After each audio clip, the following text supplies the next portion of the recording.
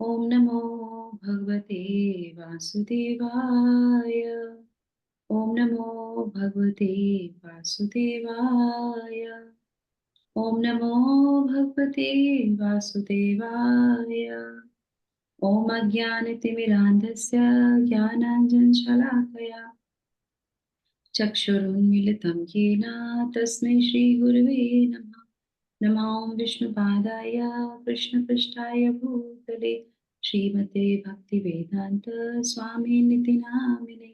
नमस्ते सारस्वते देवे गौरवाणी प्रचारिणे निर्विशेष शून्यवादी पाश्चात्य देशतारिणे। जय श्री कृष्ण चैतन्य प्रभु नित्यानंद श्री अद्वैत गदाधर श्रीवासादि गौर भक्तवृंदा। नमो महावदन्याय कृष्णा प्रेम प्रदायते कृष्णाय कृष्ण चैतन्य नाम्ने गौरविषे नमः।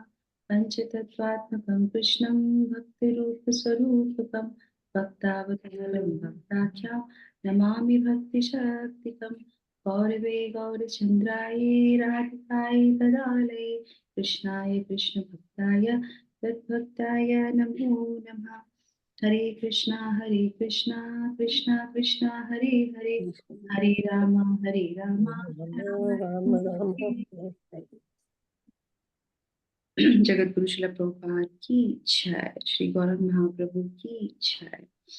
गौरव महाप्रभु आविर्भाव दिवस की जय। गौर पूर्णिमा महामहोत्सव की जय।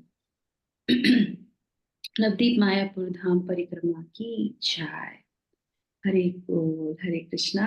तो बहुत बहुत स्वागत आप सभी लोगों का आज के हमारे इस सत्र में। तो हम लोग भगवान की बड़ी अनुकंपा से जो है इस परिक्रमा को जो है कर रहे हैं। और ये हमारे जो है चेतो दर्पण मार्जनम कार्यक्रम के द्वारा हम लोग जून मंदिर के सभी भक्तों के साथ परिक्रमा कर रहे हैं नवदीप धाम की। और पूर्वी तट को पार करते हुए पश्चिमी तट पे पहुंचे हैं। पश्चिमी तट पे भी हम लोग कौलद्वीप को हम लोगों ने पूरा किया। और अब आज के सत्र में हम लोग जो है आज के दिन, तो दिन कौन सा है हमारा? आज 8वां दिन है हमारा परिक्रमा का।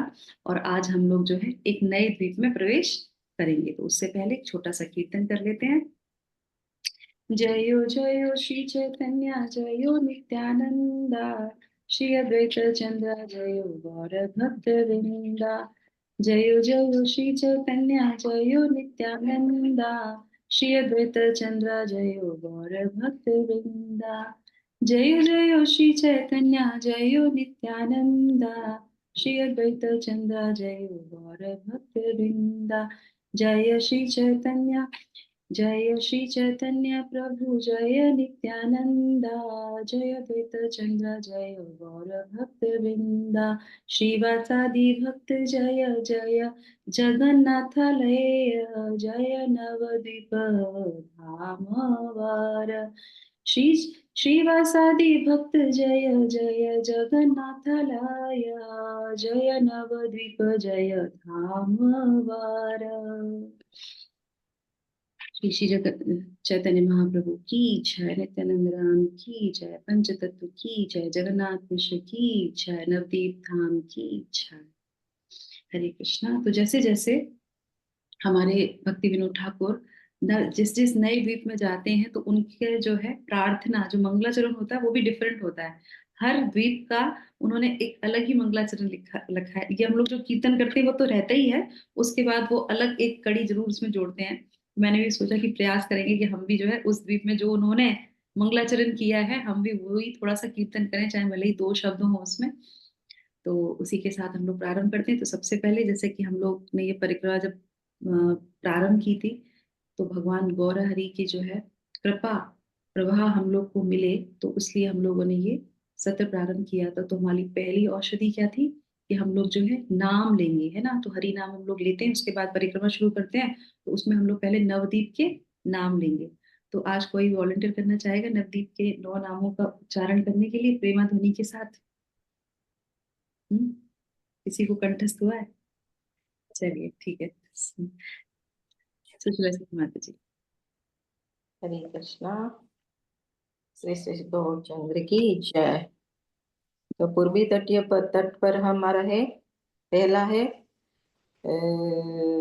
अंतरद्वीप की अंतरद्वीप की जय, सीमन द्वीप की जय, मध्यद्वीप गोदुर्म द्वीप की जय, मध्य द्वीप की जय।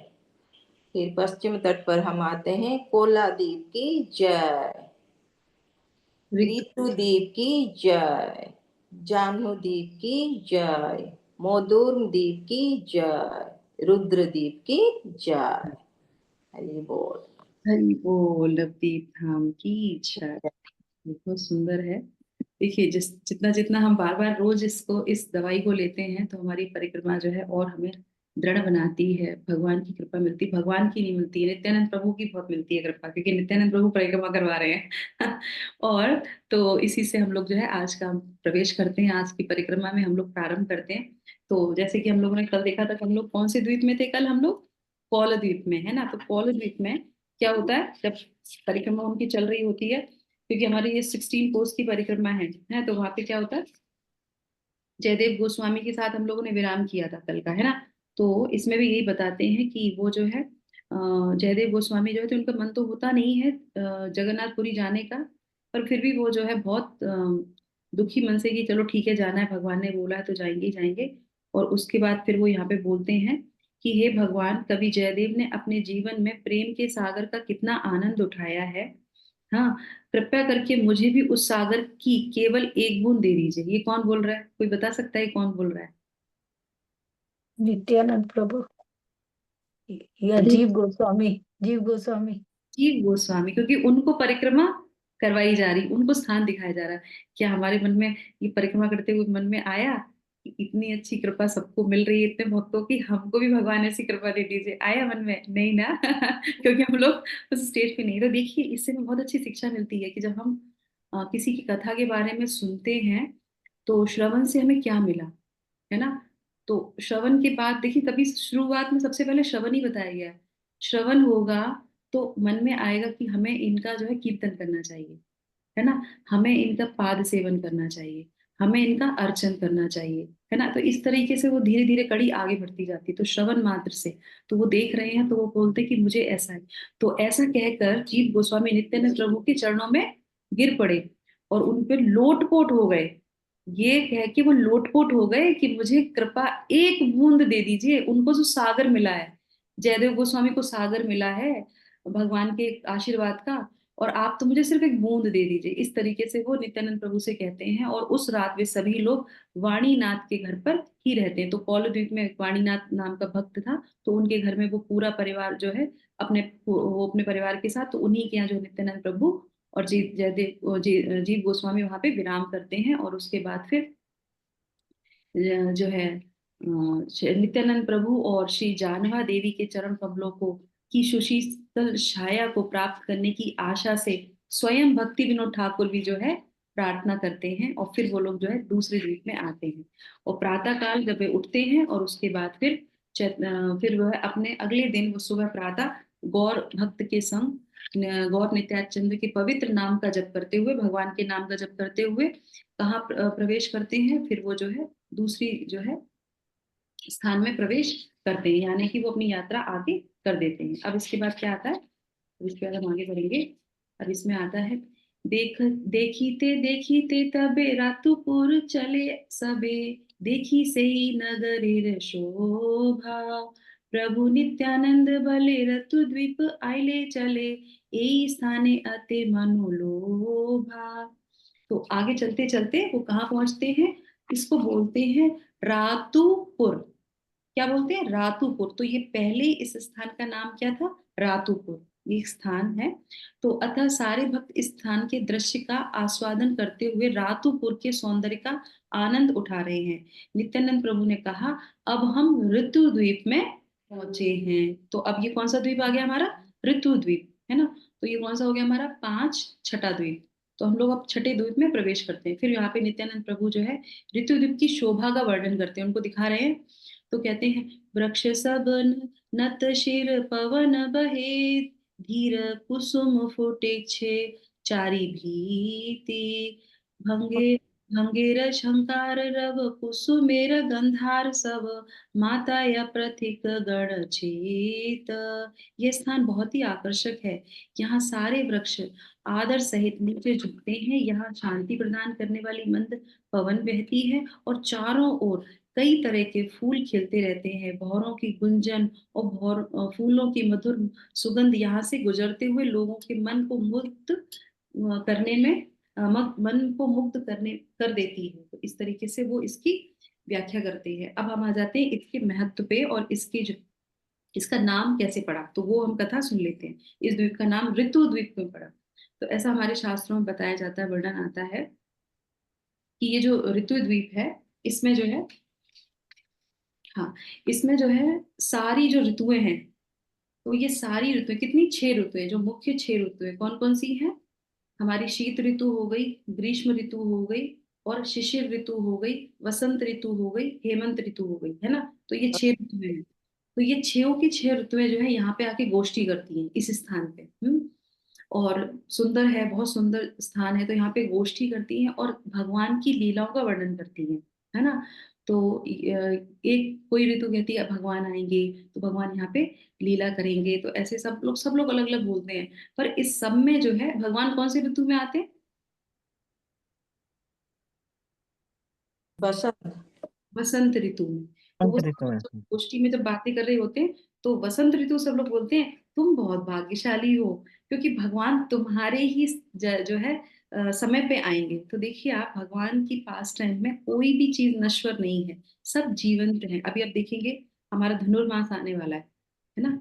जो तो उसमें उसमें भी कथा ऐसी आती है ना, जब सारे, क्या होता है, सारे जब समय एक वो चलता है ना, साइकिल चलती है समय की, तो उसमें स्लॉट होते हैं। तो वो कहते हैं कि कुछ समय बच जाता है, हरे कृष्ण, तो कुछ समय बच जाता है तो कहते हैं ये तो बेकार है, इसको तो किसी ने अपनाया नहीं, ये तो, इसमें कोई भी काम नहीं करना, ये बिल्कुल बेकार समय है, इसमें कुछ भी अच्छे काम नहीं करने चाहिए, इस तरीके से उसको घृणा करने लगते हैं। तो जगन्नाथ भगवान क्या कहते हैं, जिसको कोई नहीं अपनाता उसको मैं अपनाता हूँ, पुरुषोत्तम माँ जिसको बोलते हैं। तो भगवान कहते हैं कि मैं अपनाऊंगा, तो पुरुषोत्तम क्षेत्र, पुरुषोत्तम भगवान, तो वो कहते हैं कि मैं अपनाऊंगा। तो जिसका कोई नहीं उसके सहारा जो है भगवान होते हैं। तो वो तो अलग बात हो जाती है, पर इसमें कहने का मतलब क्या है, तो वहां पे जो है उनको ग्लोरीफाई करते हैं बसंत ऋतु को। तो इस तरीके से इस स्थान पर बैठ के सारी ऋतुएं बात करती हैं और कहती हैं कि बसंत ऋतु में भगवान आएंगे, तो इस स्थान का नाम वसंत ऋतु बता दिया जाता है। अच्छा, ये इतना रमणीय स्थान है, बहुत सुंदर है, जैसे कि नित्यानंद प्रभु ने भी बोला। तो ये हमारे वृंदावन के किस स्थान को रिप्रेजेंट करता है और हमारे भक्ति के कौन से अंग को रिप्रेजेंट करता है, वो भी हम आगे चर्चा करेंगे, ठीक है। तो ये हो गया इसका महत्व कि किस तरीके से इसका जो है नाम पड़ा, है ना। अब इसके बाद आ जाते हैं यहाँ पे जो है ये पास टाइम पहले हम लोग लेते हैं विद्यानगर का। यहाँ पे एक जगह है, कौन सी, विद्यानगर। तो इस जगह में विद्यानगर में क्या है, यहाँ पे बताते हैं, ये जब हम लोग रास्ते में जब ऋतु द्वीप में जब आगे बढ़ते हैं तो ये विद्यानगर का जो है पड़ता है। तो इस ये पास टाइम आता है यहाँ पे। आप देखेंगे कल ही मैं जो है भागवतम पढ़ रही थी, तो उसमें सार्वभौम भट्टाचार्य, है ना, हम सब लोगों ने सुना है सार्वभौम भट्टाचार्य। तो सार्वभौम भट्टाचार्य और बृहस्पति जी, तो बृहस्पति जी जो होते हैं, जो स्वर्ग में रहते हैं और सभी देवताओं के कौन है, गुरु माने जाते हैं बृहस्पति, वो उनको सबको शिक्षा देते हैं। तो इस तरीके से वो अपने शिष्यों को लेके बैठ के कथा सुन रहे होते हैं, कथा सुनाने बैठे होते हैं, बताने बैठे होते हैं। और बैठे बैठे वो सब लोग शिष्यों के साथ बैठते हैं और वहीं पे वो गुमसुम से हो जाते हैं, कुछ चिंतन में आ जाते हैं। तो शिष्य कहते हैं कि आप महाराज जी क्या सोच रहे हैं, गुरु जी आप क्या सोच रहे हैं। और वो अपने ख्यालों में, जैसे हम लोग भी होते हैं ना, कहीं बैठे होते हैं, कहीं हमारा दिमाग होता है अरे वहां चले जाते तो सही रहता भी तो ऐसे उनका भी दिमाग, तो उनको कहते हैं कि भगवान आएंगे कलयुग में और अपना जो है लीला करेंगे, और हम यहाँ बैठे हुए हैं, हम क्या करेंगे। देखिए देवी देवता भी तरसते हैं भगवान की लीलाओं में आने के लिए। तो वो ऐसा सोचते हैं, फिर वो बताते हैं कि गौरंग महाप्रभु आएंगे कलयुग में। तो ऐसे ही वो भगवान से फिर प्रार्थना करने लगते हैं, भगवान हमको भी कृपा कीजिए कि हम भी जो है आपके इसमें प्रवेश करें। तो उनको जो है भगवान स्वयं ये वरदान देते हैं और कहते हैं विद्यास्पति जो है उन वो बन के इस लीला में प्रवेश करते हैं, गौरंग महाप्रभु की, है ना। विद्यावाचस्पति इनको बोलते हैं।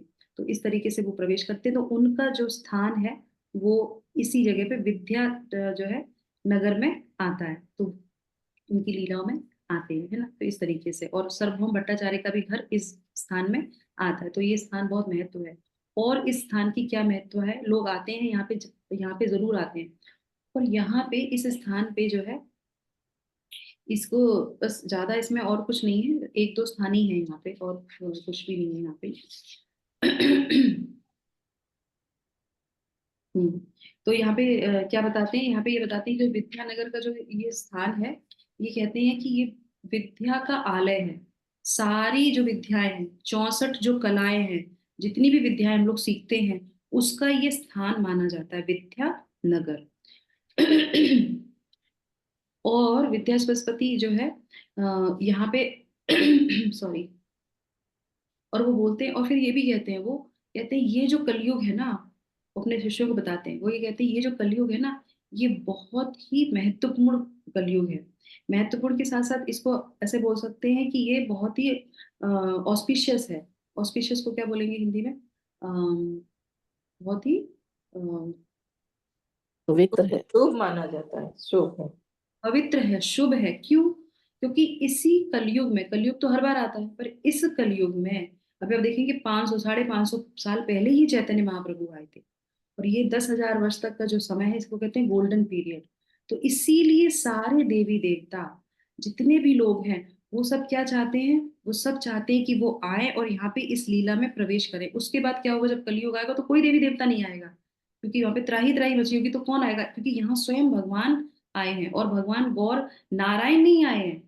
अलग देखिए, भगवान के इनकारनेशन होते तो गौर नारायण भी एक भगवान का इनकारनेशन है, अवतार है। पर ये जो चैतन्य महाप्रभु हैं, गौर, ये स्वयं अवतार है। ये भगवान स्वयं है, ये किसी कोई अवतार नहीं है, भगवान स्वयं आए हैं यहाँ पे गौर लीला में। तो इसीलिए सारे देवता आना चाहते हैं। तो हमारे आचार्य बहुत अच्छा बताते हैं, कहते हैं सारे देवी देवता, सारे उनके पार्षद इस लीला में प्रवेश करना चाहते हैं।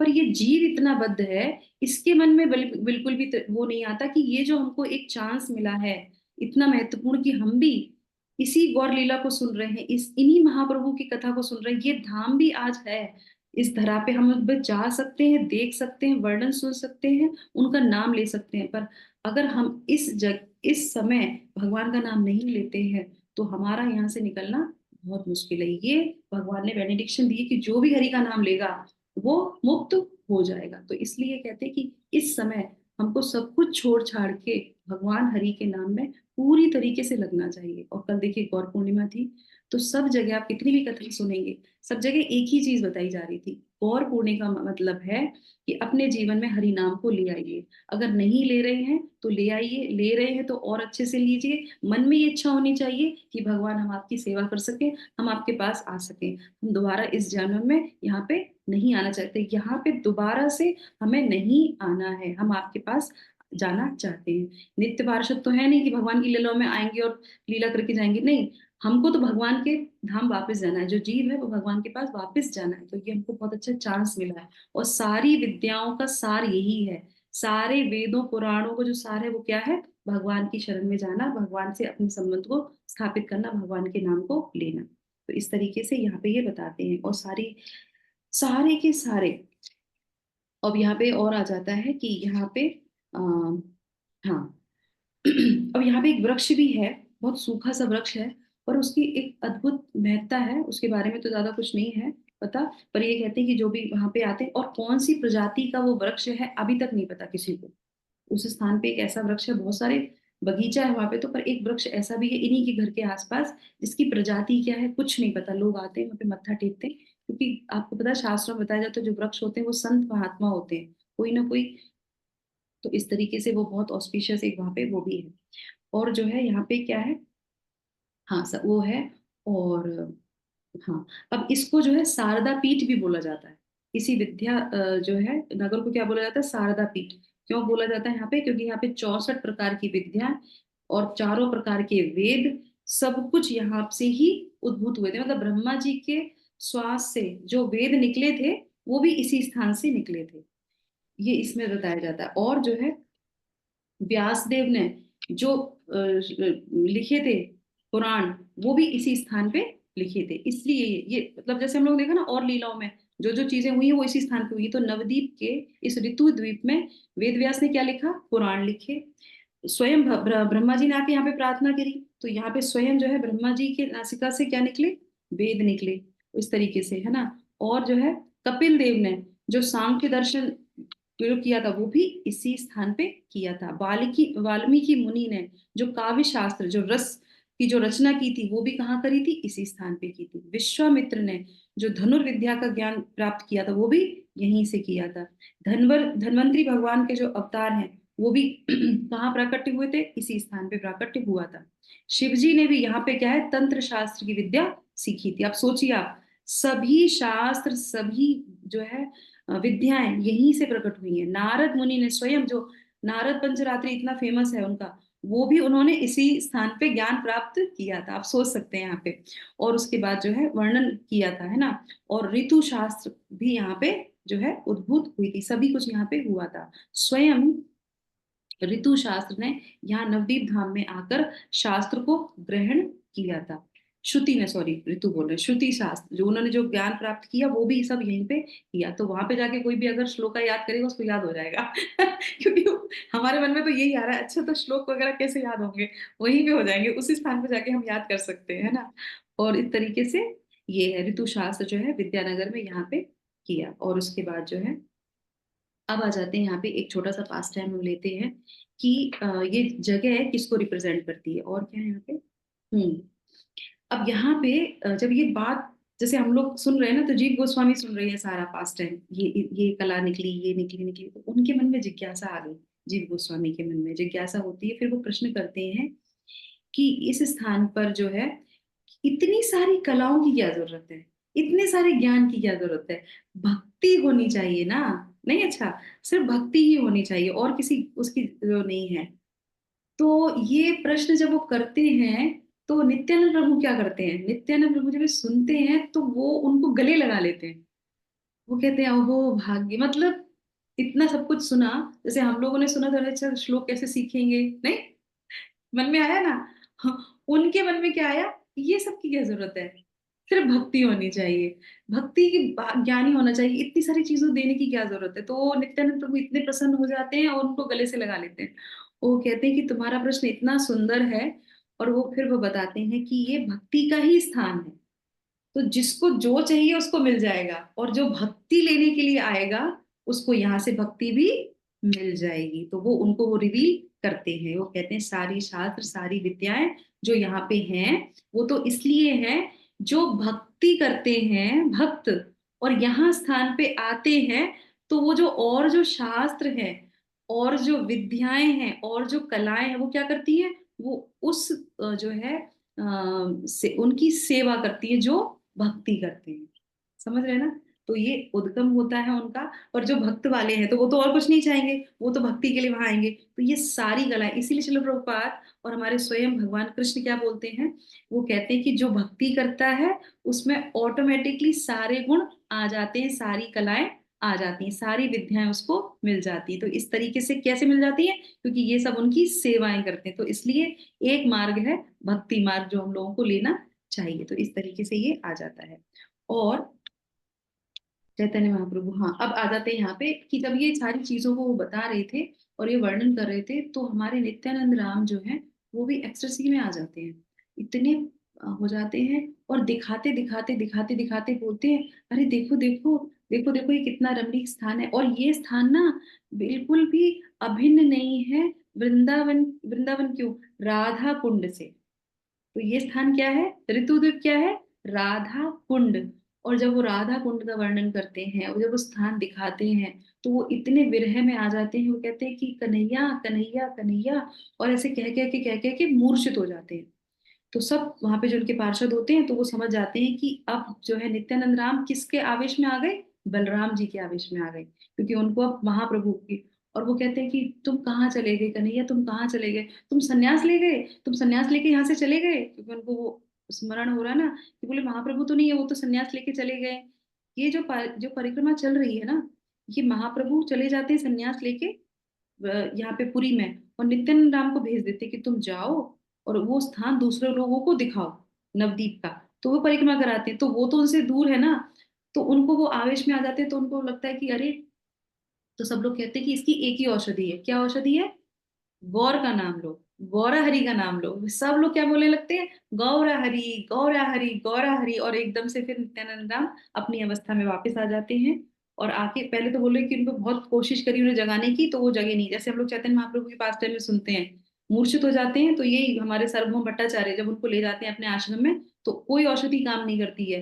पर जब वो गौर गौर के नाम से जब सारे लोगों को पता चलता है कि महाप्रभु ऐसे से वो ले गए हैं उनको, सर्वम भट्टाचार्य, तो उनके घर जाते हैं, तो वो कहते हैं इनको होश नहीं आएगा किसी से, इनको सिर्फ भगवान के नाम से ही आएगा। तो वो कहते हैं हरि बोल हरि बोल, हरि बोल करते तो हो जाते। इसी तरीके से यहाँ पे भी जब गौरा हरि बोलते हैं, तो नित्यानंद राम प्रसन्न हो जाते हैं और एकदम से उठ जाते हैं और अपने उसमें आ जाते हैं कि अरे मैं तो यहाँ पे परिक्रमा कर रहा था, तो मैं एकदम से स्मरण मुझे भगवान का आ गया। तो इस तरीके से हो जाता है। और इसी तरीके से फिर वो बताते हैं कि ये स्थान राधा कुंड है और भगवान के विरह में जो है बहुत रोते हैं। फिर सब लोग मिलके क्या करते हैं, जोर जोर से कीर्तन करते हैं, चैतन्य महाप्रभु का नाम ले लेके नित्यानंद राम और सब लोग जो है उस स्थान पे कीर्तन करते हैं। तो इस तरीके से हम मृत्यु द्वीप में हम लोगों ने ये पूरा इसको कंप्लीट कर लिया। और अब हम लोग जो है आगे बढ़ेंगे। एक जो है और एक और इसमें रह गया, ये जो है मत्स्य अवतार भगवान का जो है ना, वो भी इसी स्थान में हुआ था। मत्स्य अवतार जब भगवान का हुआ तो वो भी इसी स्थान में आके उन्होंने अपना स्थान ग्रहण किया। तो ऋतु द्वीप की जय, चैतन्य महाप्रभु की जय, नित्यानंद राम की जय, नित्यानंद राम सभी पार्षदों गण की जय, षड गोस्वामी महाराज की जय। तो अभी हम लोग कीर्तन करेंगे जोर जोर से, और नित्यानंद राम और चैतन्य महाप्रभु को दोनों को ग्लोरीफाई करेंगे, और दोनों किस तरीके से आनंद में मग्न हुए। तो चलिए हम लोग तीसरी औषधि लेते हैं सुशीला सखी माता जी के द्वारा, कि हम लोग कैसे हम लोग को हरि नाम लेना चाहिए और उनको ग्लोरीफाई करना चाहिए। Over to you Shakeela Sushila Sakhi माता जी। माता जी ये किसने रचित किया है? हाँ, सुदेव घोष ने चाहिए। वासुदेव घोष। ठीक है, हरे कृष्णा। तो वासुदेव घोष की जय। तो समस्त भक्त वृंद की जय। तो अभी सब कीर्तन करेंगे थोड़ा। दूल्हे दूल्हे गोरा चांद हरि गुण गाए, दूल्हे दूल्हे गोरा चांद हरि गुण गाए। आसिया वृंदावने, आसिया वृंदावने, नाचे गोरा राय, दूल्हे दूल्हे गोरा चांद हरि गुण गाए, दूल्हे दूल्हे गोरा चांद हरि गुण गाए। वृंदावन तरुलता प्रेमे कहे हरि कथा, वृंदावन तरुलता प्रेमे कहे हरि कथा। निकुंजेर पाखी गुली, निकुंजेर पाखी गुली, हरि नाम सुनाई, दूल्हे दूल्हे गोरा चांद हरि गुण गाए, दूल्हे दूल्हे गोरा चांद हरि गुण गाए। गोरा बोले हरि हरि, सारी बोले हरि हरि, गोरा बोले हरि हरि, सारी बोले हरि हरि। मुखे मुखे सुख सारी, मुखे मुखे सुख सारी, हरि नाम गाए, दूल्हे दूल्हे गोरा चांद हरि गुण गाए, दूल्हे दूल्हे गोरा चांद हरि गुण गाए। हरि नामे मत হয়, हरि ना সই আসিছে দে, হরি নামে মত হয়ে হরি না আসিছে দে। ময়ূর ময়ূরী প্রেমে, ময়ূর ময়ূরী প্রেমে, নাচিয়া খেলায়, দুলে দুলে গোরা চাঁদ হরি গুণ গায়ে, দুলে দুলে গোরা চাঁদ हरि गुण गाए। प्राणे हरि ध्याने हरि, हरि बोल बदन भरी। प्राणे हरि ध्याने हरि, हरि बोल बदन भरी। हरि नाम गे गे, हरि नाम गे गे, रासे गले जाए, दूले दूले गोरा चांद, हरि गुण गाए। दूले दूले गोरा चांद, हरि गुण गाए। आसिया जमुनार कूले, नाचे हरि हरि बोले। आसिया जमुनार कूले, नाचे हरि हरि बोले। जमुना उथले से, जमुना उथले से, चरण धोआए। नाचे नाचे दूले दूले गौरा हरि, हरि गुण गाए। दूले दूले गौरा हरि, हरि गुण गाए। हरे कृष्णा कृष्णा कृष्णा हरे हरे, हरे राम राम राम हरे हरे। हरे कृष्णा कृष्णा कृष्णा हरे हरे, हरे राम राम राम हरे हरे। हरे कृष्णा कृष्णा कृष्णा हरे हरे, हरे राम राम राम हरे हरे। हरे कृष्णा। वसुदेव धोस की जय। समस्त भक्त वृंद की वंदना जय। माँ की जय। हरी हरी बोल। तो अभी हम लोग 5 मिनट में इसका ट्रांसलेशन पढ़ लेते हैं। एक एक माता जी पढ़ सकते हैं ट्रांसलेशन, अगर किसी को खुल लिया है किसी ने तो। पहला मैं पढ़ती हूँ, बाकी आप लोग पढ़ लीजिएगा, है ना। तो चंद्रमा के रूप में भगवान गौरचंद्र नाचते झूलते इधर उधर घूमते और भगवान हरि की महिमा का गुणगान करते हुए वृंदावन में आते हैं। यस, कोई और पूछे? हरे कृष्णा। वृंदावन के वृक्षों पर सजी लताएं प्रेम से व्याकुल हैं और भगवान हरि की महिमा का गुणगान कर रही हैं। वनों में रहने वाले पक्षियों के झुंड भगवान हरि का नाम गा रहे हैं। हरे कृष्णा।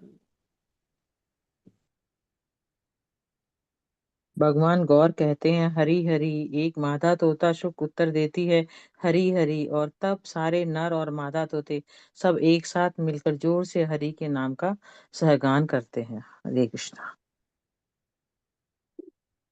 पवित्र नाम के नशे में चूर होकर हिरण जंगल से बाहर आ जाते हैं। मोर और मोरनियां प्रेम में मग्न होकर नाचते कूदते हैं।